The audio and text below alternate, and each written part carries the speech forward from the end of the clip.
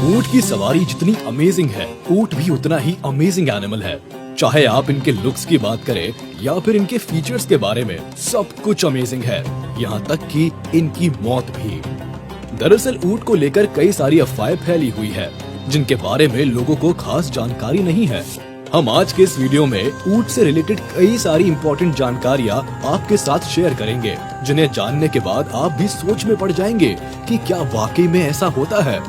जी हाँ, ऐसे amazing fact शायद ही आपने पहले कभी सुने हो। बस आप इस वीडियो को अंत तक जरूर देखें, ताकि आपको भी ऊंट के बारे में पूरी सच्चाई मालूम हो सके। तो चलिए बिना देर के वीडियो को शुरू करते हैं। Why questions arise on camel's dead body? ऊंट को लेकर जारी अफवाहों में से जो सबसे ज्यादा चौंकाने वाली है, वो ऊंट की मौत से रिलेटेड है, जिसके बारे में आज हम आपको बताने वाले हैं।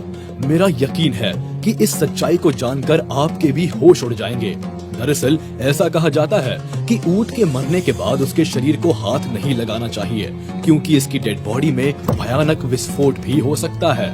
आखिर ऐसा क्यों होता है? क्या ऊंट को लेकर ये पूरी सच्चाई है या इसके पीछे कोई और राज छुपा है? इन सब के बारे में आज हम आपको डिटेल्स में बताएंगे। लेकिन ऊंट की रहस्यमयी मौत के बारे में जानने से पहले आइए हम ऊंट और इसकी आम जिंदगी के बारे में जान लेते हैं। जैसे इनकी कितनी प्रजातियां हैं, ये कहाँ पाए जाते हैं, खाते पीते क्या है, लगभग सब कुछ आज आप इस वीडियो के जरिए जान पाएंगे। Facts about camel. इन्हें रेगिस्तान का जहाज कहे या रेत का घोड़ा, हर मायने में ये फिट बैठते हैं।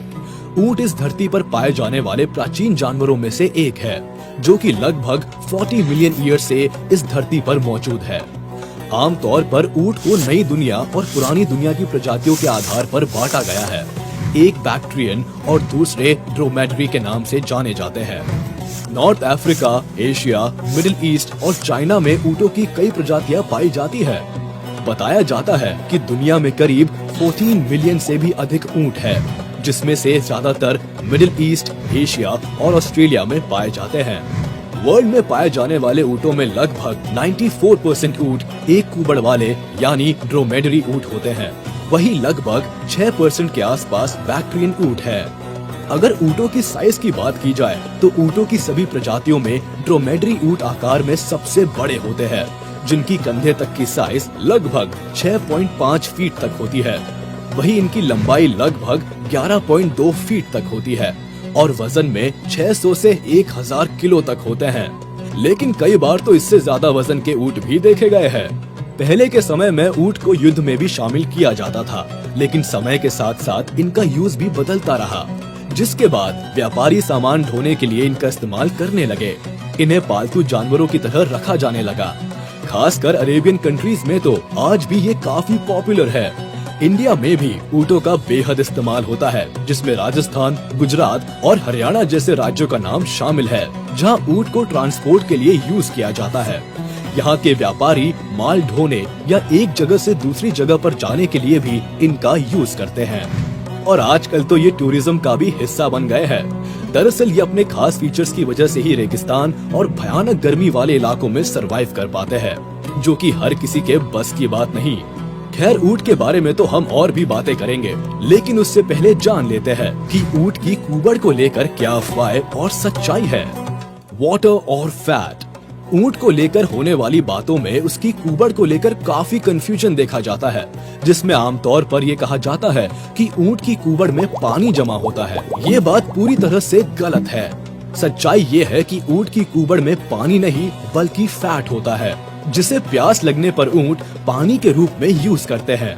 आमतौर पर रेगिस्तान इलाकों में जंगली ऊंट पानी तलाशने में हैबिचुएटेड होते हैं। वही पालतू ऊंट की देखरेख उनके मालिक करते हैं, जिसकी वजह से ये पानी तलाशना भूल जाते हैं और ज्यादा दिनों तक पानी के बिना रहने की वजह से इनकी मौत हो जाती है।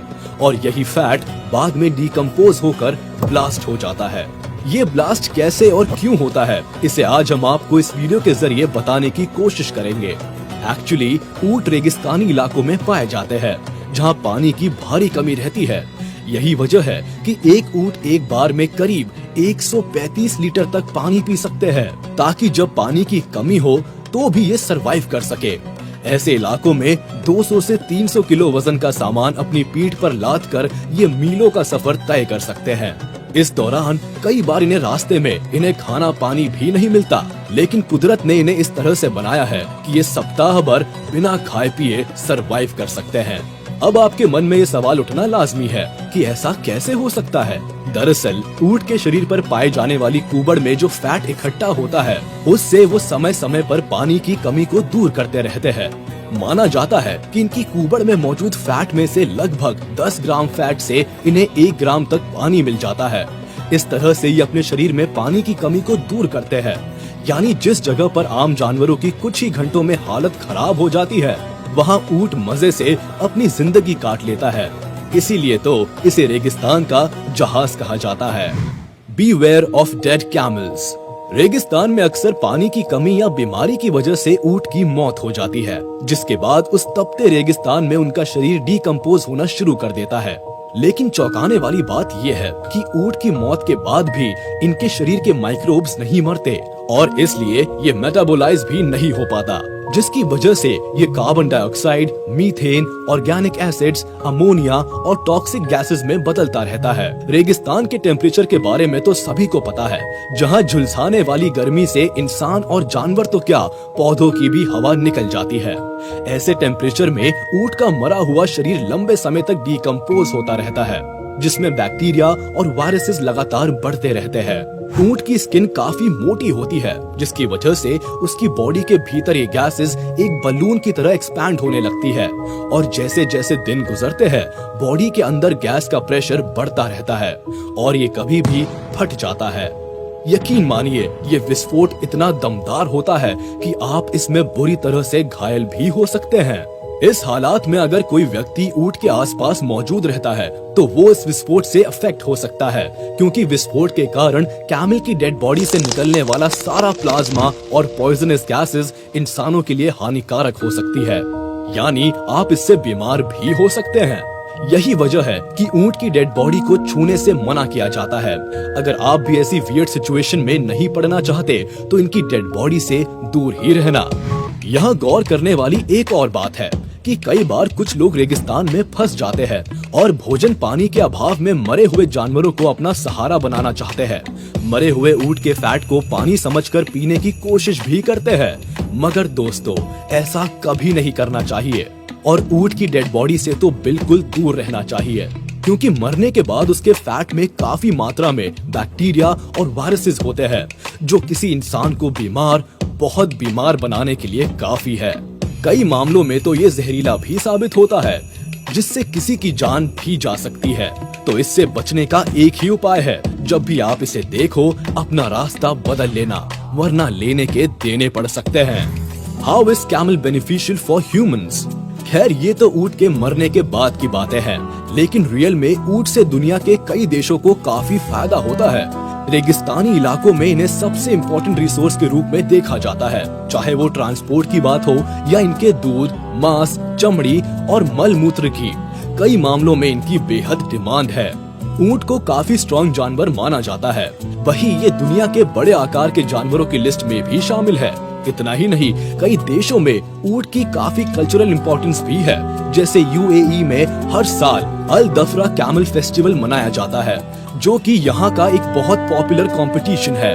वही टर्की में हर साल जनवरी महीने में ऊंटों का एक बॉक्सिंग कंपटीशन भी किया जाता है, जो कि एंशिएंट पीरियड से चला आ रहा है। इसके अलावा केन्या में कैमल मोबाइल लाइब्रेरी के तहत लोगों तक लिटरेचर पहुँचाने का काम किया जाता है, जिसमें ऊंटों का इम्पोर्टेंट रोल होता है।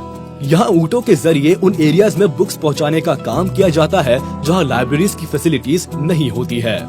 International union for conservation of nature ने वाइल्ड बैक्टीरियन को सीरियस एंडेंजर्ड स्पीशीज के रूप में डिक्लेयर किया है, क्योंकि इनकी संख्या में कमी देखी गई है। According to wild camel protection foundation, present में टोटल 1000 से भी कम वाइल्ड बैक्टीरियन कैमल इस धरती पर मौजूद है। इंडिया में भी लगभग 80% ऊंट राजस्थान में पाए जाते हैं। इसके अलावा गुजरात और हरियाणा में भी काफी संख्या में ऊंट पाए जाते हैं।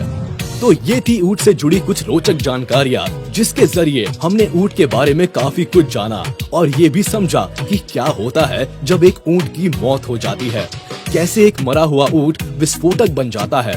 अगर आपको हमारी ये वीडियो पसंद आई तो इसे लाइक और शेयर कर दे और